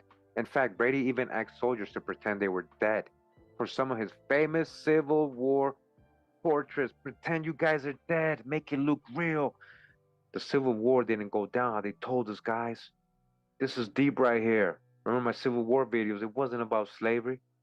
But was there really a war, how they told us? What's up with all these pictures? They don't really ever show a battle. They just show the people standing, posing. Or, as it says here, some dead bodies, some fake dead bodies, some people pretending to be dead. Pretending to be dead. You read it, guys. Look, I'm not making this up. At least Lincoln, despite all of the posing Brady had him do, never had to lie on a battlefield and feign death for the sake of Kodak moment. At least he didn't have to pretend he was one of those people dead on the field. All right, so that's deep. How can they just admit that with a straight face, huh? So again, a lot of fake pictures when it comes to Lincoln, guys. Which makes sense, right? Because we know he was a so-called black man. We do know that, and we've proven it. Okay? So much for Honest Abe. Famous portrait of President Lincoln's wife is a fake. Even his wife's pics are fake. The portrait of First Lady Mary Todd Lincoln that was proudly displayed in the Illinois governor's mansion was discovered to be a fake by art historians. Originally thought to be an accurate portrait of President Abraham Lincoln's wife, the portrait is simply a slightly altered version of a painting of an unknown woman. All right? Fake pictures everywhere of him, his wife, everybody. The fake portrait was accompanied by a fake backstory as well. The legend was that Mrs. Lincoln and Mr. Carpenter were in cahoots, and she secretly sat for the portrait so that she could give it to her loving husband as a present. The portrait was purchased by Lincoln descendants in the 1930s for about $3,000. They got scammed. And then they donated it to the Illinois Historical Society in the 1970s. Just recently, it was sent for a cleaning, during which conservator Barry Bauman discovered the inaccuracy. So, now this is supposed to be the real one. And just look at her face. Remember that. I'm going to show you a man that looks just like her today. Is this really his wife? Or is this another decoy? All right, so before we continue, I just want to show you guys that this was actually a thing. Back in the 1800s and early 1900s, they were photoshopping things a lot back in those times. This part right here is for Travis, who says, "You guys are dumb. There was no Photoshop back then." Duh. We know there was no internet and softwares called Photoshop back then, man. That we're using the term Photoshop when we're talking about people altering photos. It doesn't mean we're saying they were using Photoshop, man. Come. And then he says the word dumb, like he didn't just say some dumb thing. Go talk to the mirror, Travis, and listen up. And Science and Media Museum.org, photo editing before Photoshop. It was always possible to alter a photograph with darkroom trickery or clever layering of negatives. In the 1920s, for example, Alexander Rodchenko used scissors and paste to assemble impossible collages from multiple photographs. This is daysdigital.com. It says here, it turns out Photoshop was a thing even in the 19th century. Ernest Eugene Eppert faked photographs of the 1871 Paris Commune massacres, whilst photographs published in Stalin-era Soviet Russia had purged party officials erased from them. Others were more playful. Photographs were manipulated using a variety of techniques: multiple exposure, taking 2 or more pictures on a single negative, combination printing, producing a single print from 2 or more negatives, color printing, and so on. All right, so photo montage, and retouching directly onto the negative or print. And then you got this one, which is a funny one because it's actually dealing with Lincoln, and it's supposed to be his wife, right? Remember that face, all right? That's a guy. I'm gonna show you guys who it is. And Lincoln Spirit, fake Lincoln Spirit is supposed to be behind her, right? Again, Photoshop, 1870s. This is from 1880, all right? So, you know, it's nothing new. This is something I thought interesting. I want to show you guys. It's in teachers.com. And there's actually a book for grade levels 8th to 11th, as you guys see here. All right, it says Photoshopping Abraham Lincoln, a close look at articles 2 and the requirements to be president. Abraham Lincoln, one of the greatest presidents of American history. However, he was exceptionally homely and gangly in appearance. How did early attempts at Photoshop make him more appealing to the voters? All right, again, Photoshopping Abraham Lincoln, all fake pictures. All right, back on dailymail.co.uk, it says here, ye oldie Photoshop, the first ever altered images, including 2 pictures stitched together to make iconic portrait of Abraham Lincoln. Another website letting you know he's been Photoshopped. All right, and then I give you some other examples here I wanted to show you guys. It says here, the photo on the left appears to be a General Ulysses S. Grant in front of his troops at City Point, Virginia, during the American Civil War. It is in fact created from 3 pictures: the head from a portrait of Grant, the horse and body from Major General Alexander McCook, and the background of Confederate prisoner captured. All right, you guys see what they were doing? They were photoshopping a lot of this fake Civil War stuff. And Abraham Lincoln, same era. We got another one right here. See how they removed the guy on the seat on the right? Again, photoshopping, adding things, removing people. Wire.com says here, early 1900s postcards show off primitive photoshopping skills. All right, you see, adding big cabbage and corn to their, and this was fake. People probably saw this back then and it was like, wow. And here we go again with Lincoln and his fake picture. It says here, faculty.cc.gatech.edu, photo tampering throughout history. Photography lost its innocence many years ago. And as early as the 1860s, photographs were already being manipulated. Only a few decades after Niepce created the first photograph in 1814, with the advent of high-resolution digital cameras, powerful personal computers, and sophisticated photo editing software, the manipulation of digital images has become more common. Here I have collected some examples of tampering throughout history. All right, and again, the Lincoln, right? Lincoln. And again, we got the one with General Grant. That's fake. All these are fake right here. So they give you examples that Photoshop was being done, all right, from a long time ago. So I hope you guys got the point. Photoshopping has been going on for a very long time, and it existed during Lincoln's time. They were creating fake images of him. As it says here in stolenhistory.net, Abraham Lincoln was a weird-looking dude. A couple pictures of Lincoln, all right, if you've never seen him before. So supposedly Lincoln here with no mustache or beard, right, looking a little weird. His neck a little weird, his head like on this weird body. All these are probably Photoshop, guys. Another weird picture of him with his messy hair. Again, this ain't Lincoln, guys. I'm gonna show you who it is. This is not Lincoln. It says Ambrotype by Samuel Altschuler. What do you mean Ambrotype? All right, again, this ain't a swarthy or very dark-skinned person. Another picture of him. We know this one was a fake one. All right, we already read that, the fake one. This is the one that ended up in Harper's Weekly, as you know. And another one right here. Again, this ain't Lincoln. I'm going to show you guys who this is. So now we get to what I wanted to show you guys. Now, shout out to the person who left me a comment once about Stephen Phelps. He said, hey, if you want to know who the fake Lincoln is, it's Stephen Phelps. That's the real Lincoln. So it's not that he's the real Lincoln. His name is actually Stephen Phelps. He's not Lincoln at all. But this is the person they've been using as Lincoln. So again, we're in this series, History of Myth. Take it how you want. I'm going to show you, and you conclude for yourself. Now again, stolenhistory.net, it says, Abraham Lincoln's real name was Stephen Phelps, and his brother played Mary Todd Lincoln. His wife, I told you that's not his wife. Remember, they faked her picture too. So again, his brothers played Mary Todd Lincoln, Jefferson Davis, Stephen Douglas, and others. It's brothers who are playing all these people. They're all related. They've been playing both sides, creating fake people whitewashing the real people, because there was a Lincoln and there was a Jefferson Davis. And I'm going to tell you guys, Jefferson Davis was also described as swarthy in many accounts. Dark skin, olive complexion, all that. Shout out to the channel Straight Up. I saw a video, he showed it. And shout out to Big Bro James.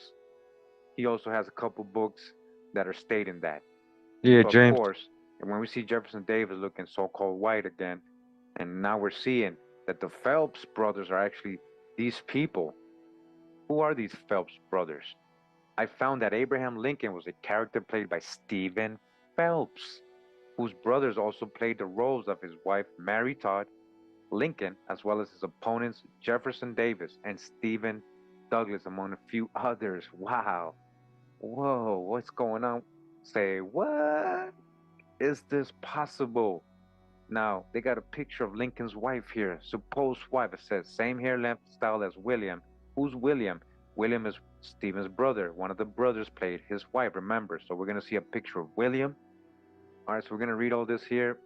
Now, we haven't seen the picture of the brothers yet, but just bear with me, guys. I'm going to read this here. It says, same nose, bags on the eyes, blue eyes, masculine mouth and lips, manipulated to remove Adam's apple, chest and shoulder lightened and features removed on film negative, masculine shoulder line.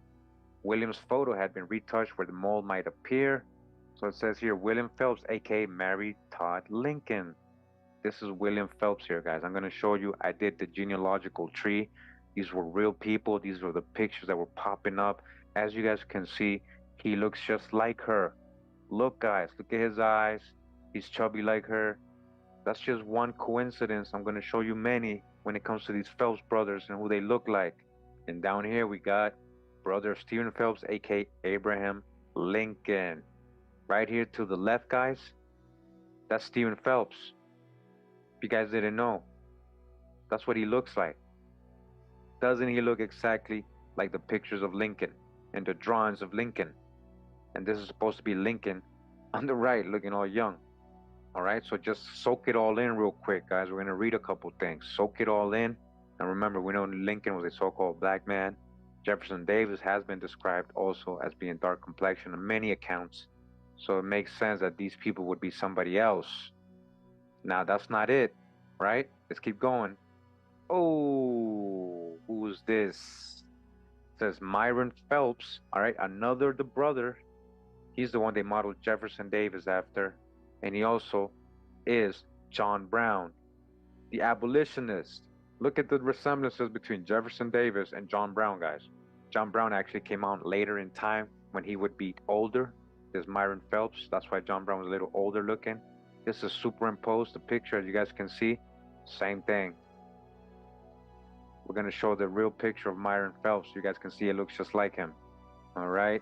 Myron Phelps, aka Jefferson Davis, pro-slavery. Birthmark, John Brown. Here's John Brown with beard.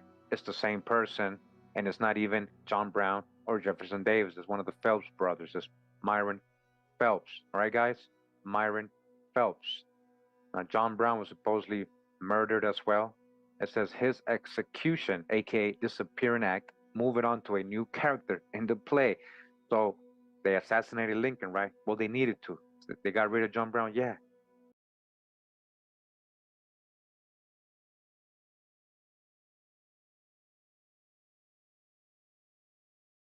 Like they're telling you right now, so he can go ahead and play another role. And what's important about this future video says here Myron Phelps, aka Jefferson Davis, aka John Brown, aka John Tubman. Hold up, isn't John Tubman the husband of Harriet Tubman, Araminta Ross? All right, we got a future video on her, guys. Don't worry. I want to get sidetracked here.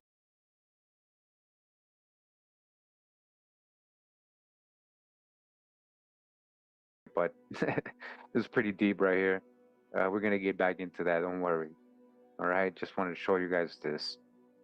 So I didn't know how to do this video because I like showing real sources and stuff.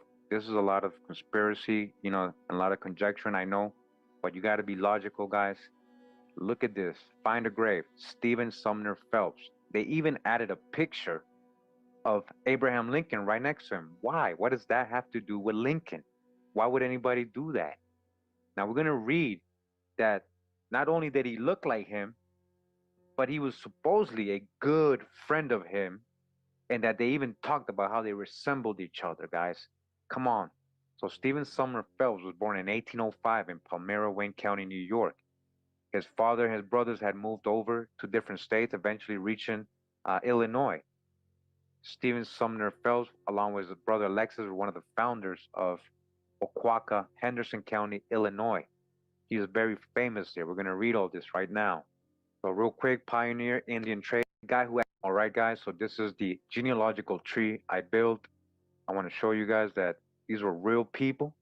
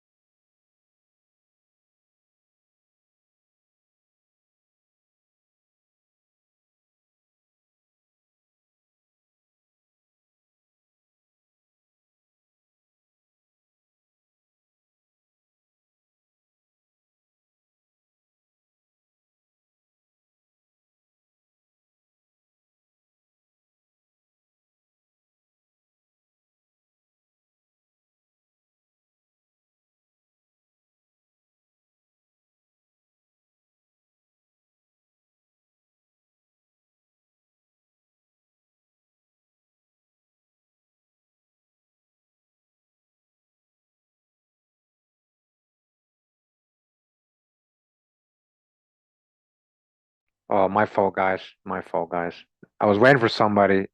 My fault. I'm glad somebody said something. My fault. Man.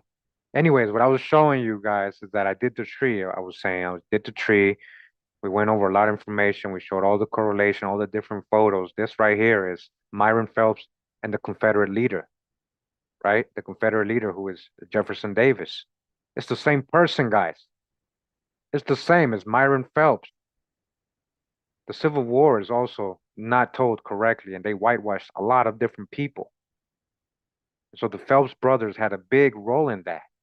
And I'm not the only one who has studied this, as I'm showing in this video. All right. So let me see if I can show the cover of this video. Second, guys. Hmm.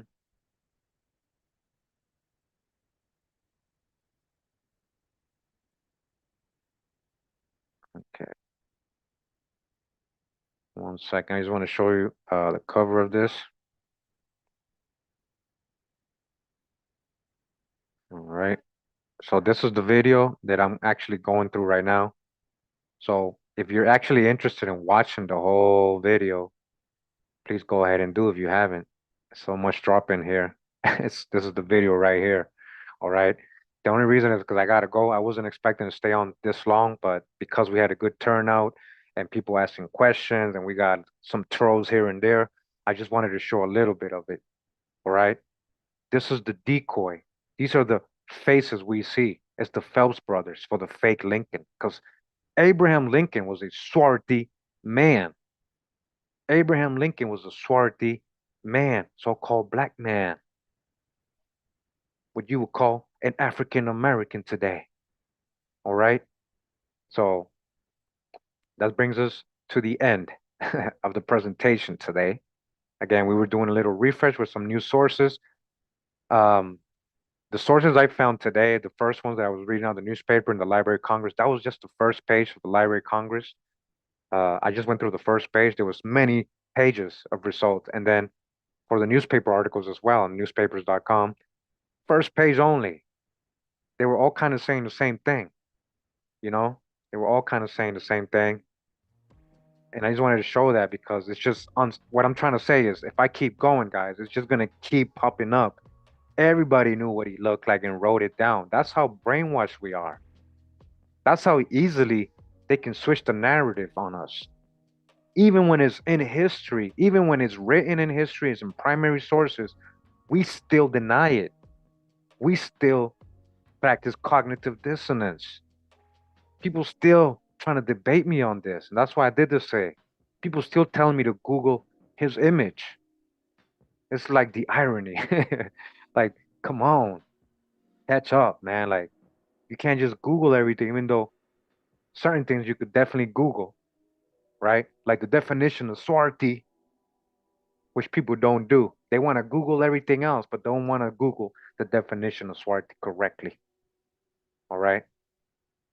What pic are you talking about? Oh, guys, you understand we live in an era where we can create artificial image.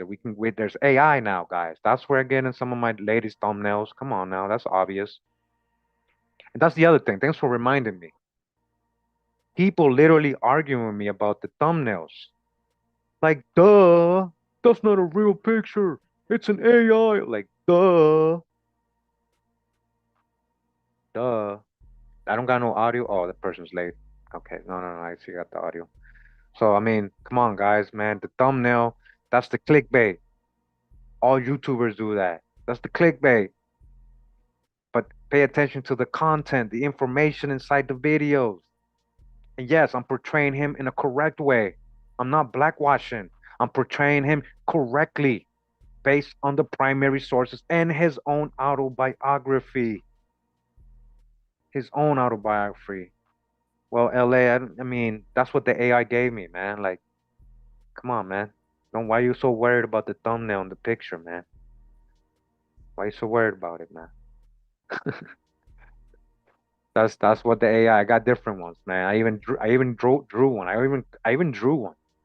I even drew a cartoon version of this, man. Let me see if I got it here. Come on, man. Let me see if you like the cartoon version better. Here you go. Here you go, man. Is that better? Hey, LA, is that better? You like that one? Do not judge a thumbnail by the color of its AI generation, but by the content of the curator's discernment. Here you go. Good one, man. All right, guys. Let's see if we can get a good one to go out of here.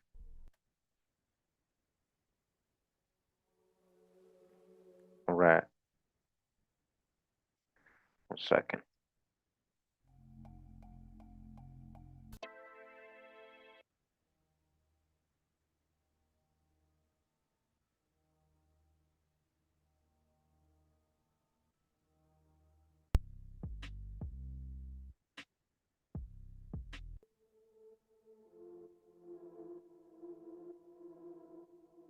Wow. Hey, Frank, appreciate the donation, man.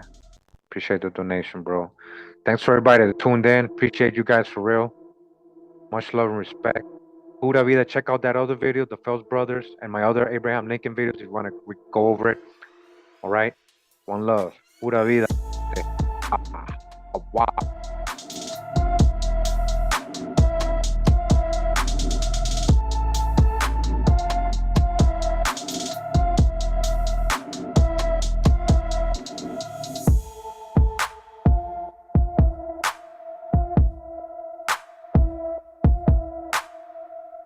Hey, much love, Linus Queen. Thanks for the donation.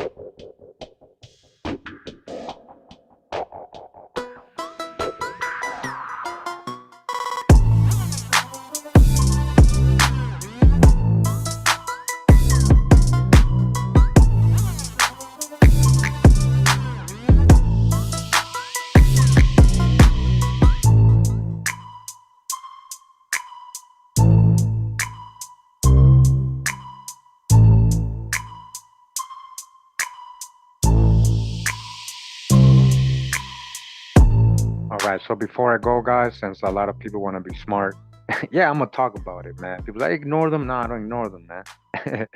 Ian, hey Ian, check it out. And Jennifer, I don't limit people. I limit trolls and haters like you guys. Ian, you don't understand when you're given a conjecture and an opinion versus a fact you can prove. You kept saying maybe, perhaps, maybe, I think. Those ain't facts, right, Ian? So, I didn't like that last comment, man. So, we might be limiting you. Yeah, I might be limiting you. Like it or not, man.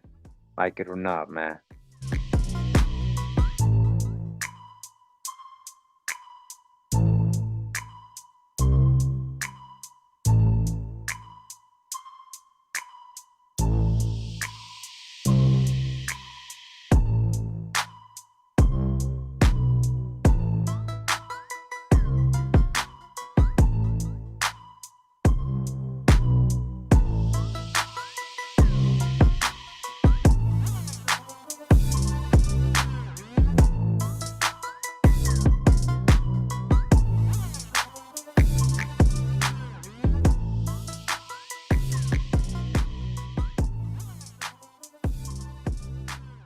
Wow.